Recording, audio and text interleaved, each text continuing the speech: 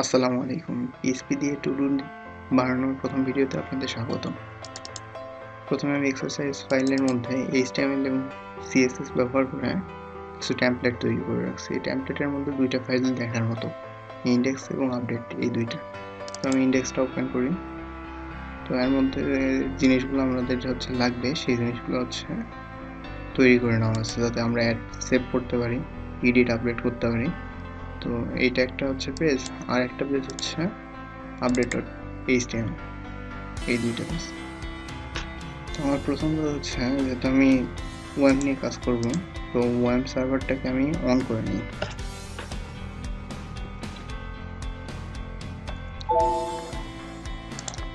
তো ওয়েব সার্ভারে আমি এখন রুট ডাইরেক্টরিতে যাব।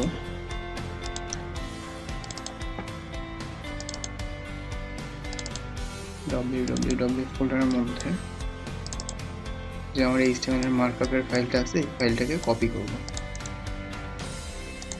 কপি করার পরে এখানে পেস্ট করে দেব।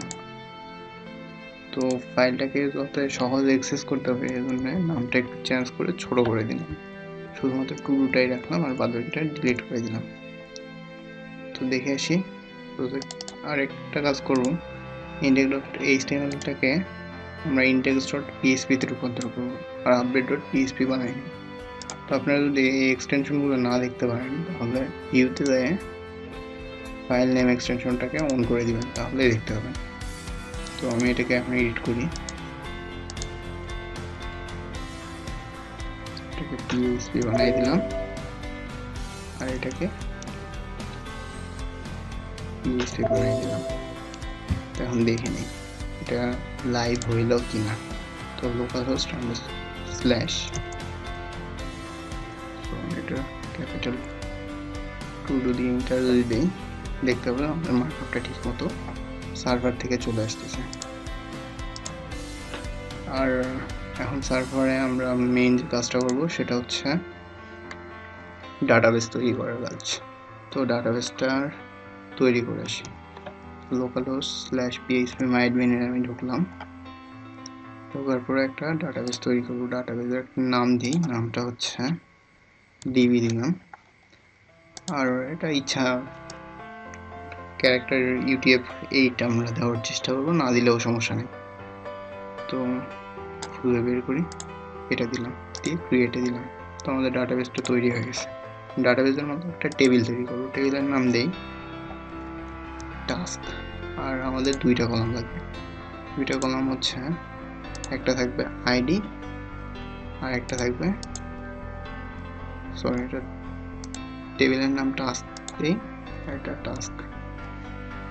এটা হবে আমাদের ইন্টিজার টাইপের আর এটা টেক্সট দিয়ে দিই। আর আইডিটা আমরা অটো ইনক্রিমেন্ট করব আর এটাকে প্রাইমারি কি হিসেবে সেভ দিয়ে দিই। তো দেখতে পাবো আমাদের ডাটাবেসে টাস্ক নামের একটা তৈরি হয়ে গেছে, স্ট্রাকচারটাও এই। তো এখন যে কাজটা করব, এখানে একটা ফোল্ডার তৈরি করে নিব আমি ওয়েব সার্ভার টু ডু এর মধ্যে ইনক্লুড, যেখানে আমরা ডাটাবেসের কানেকশনগুলোকে অ্যাড করব। তো যে কয়েকটা ফাইল লাগবে, ফাইলটা তৈরি করে নেই। একটা নেই constant.php, আর একটা নিব